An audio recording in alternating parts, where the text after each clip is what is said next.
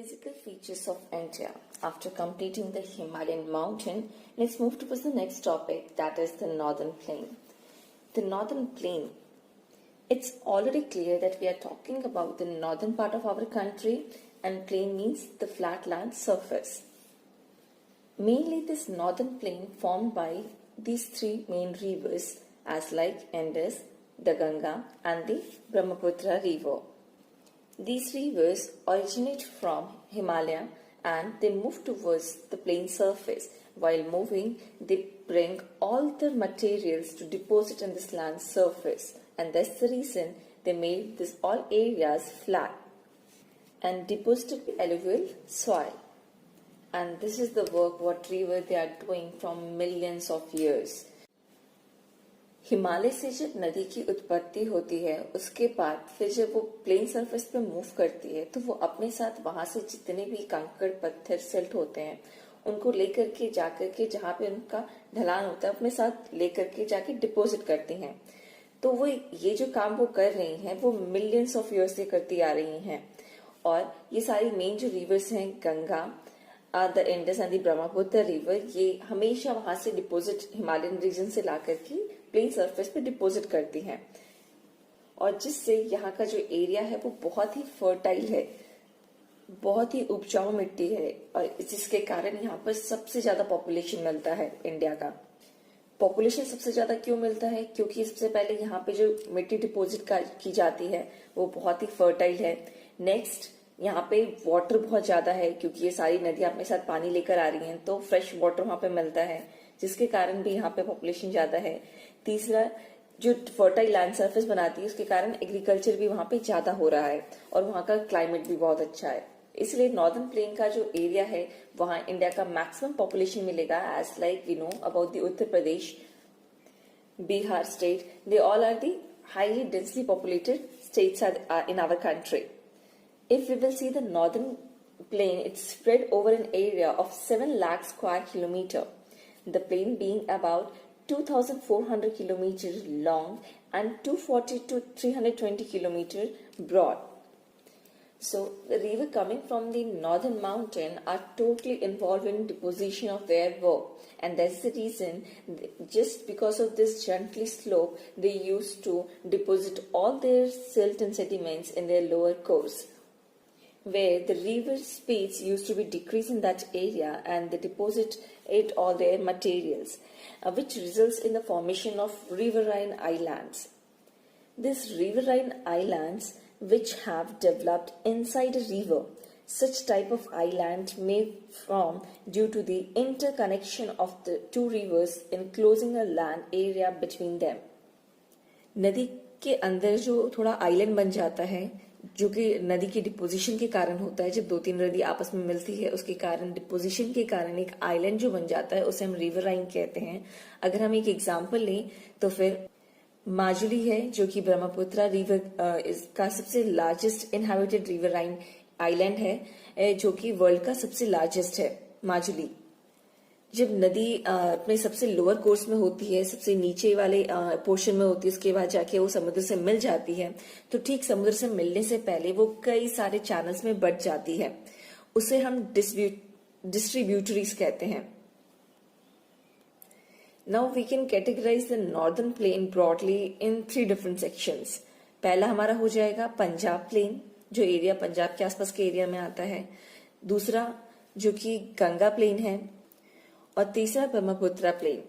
तो हमने ये जो डिवाइड किया है वो मेनली रिवर्स के अकॉर्डिंग किया है। पहला हमारा वेस्टर्न पार्ट में इंडिया का जो मेन रिवर है that is Indus river and their tributaries as like Jhelum, the Chenab, the Ravi, the Beas and the Sutlej. तो ये सारी नदियां जो हिमालय से ऑरिजिनेट होकर के हिमालय से उसकी उत्पत्ति होती है और फिर वो नॉर्दर्न प्लेन में मूव करती है तो वो मोस्ट ऑफ द पोर्शन जो है वो पाकिस्तान में आ जाता है।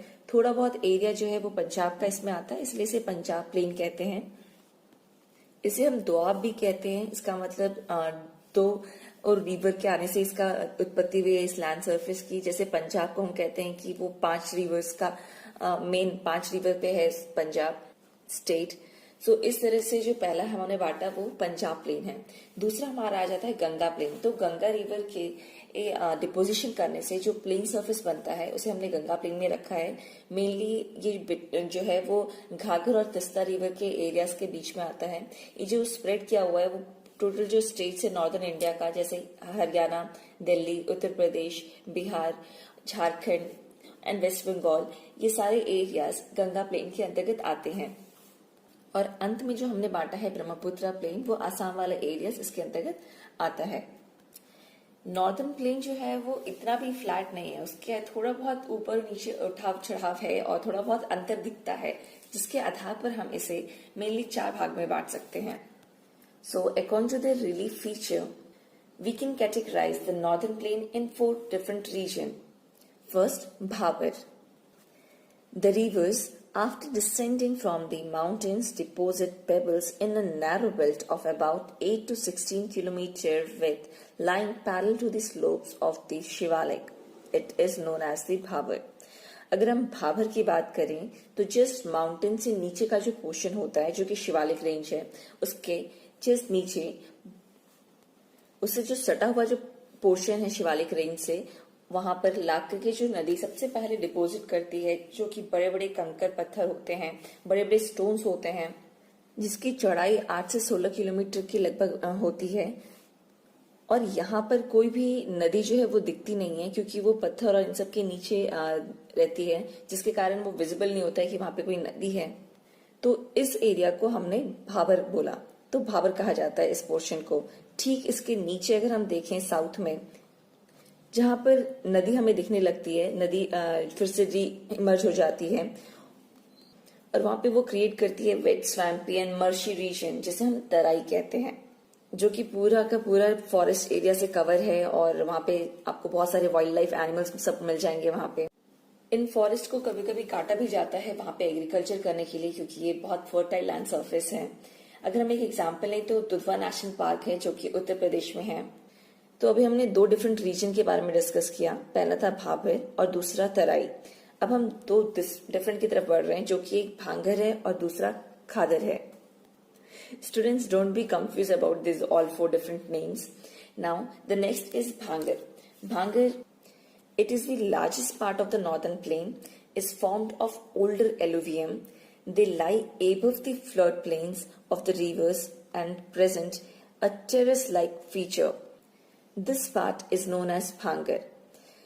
भांगर जो है वो नॉर्दर्न प्लेन का सबसे ज्यादा ओल्डर एलुवियम सॉइल है, मींस जो बहुत पहले से डिपोजिट किया जा रहा है नदियों के द्वारा, जो कि रिवर के आसपास के फ्लोड प्लेन एरियाज में इसका जमाव आपको दिखने को मिलेगा इन सब सॉइल्स का।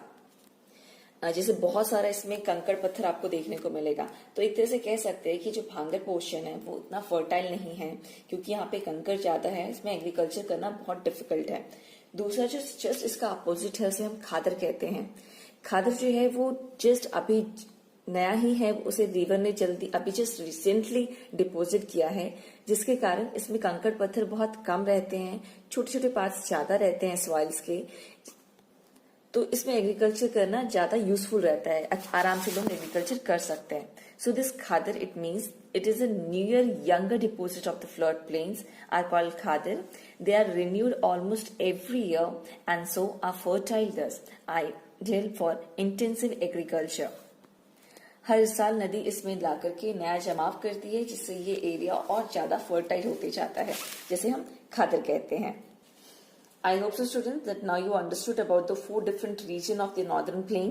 First, we discussed Bhabar. Second, Tarai. Third, Bhangar. And fourth, Khadar. Thank you.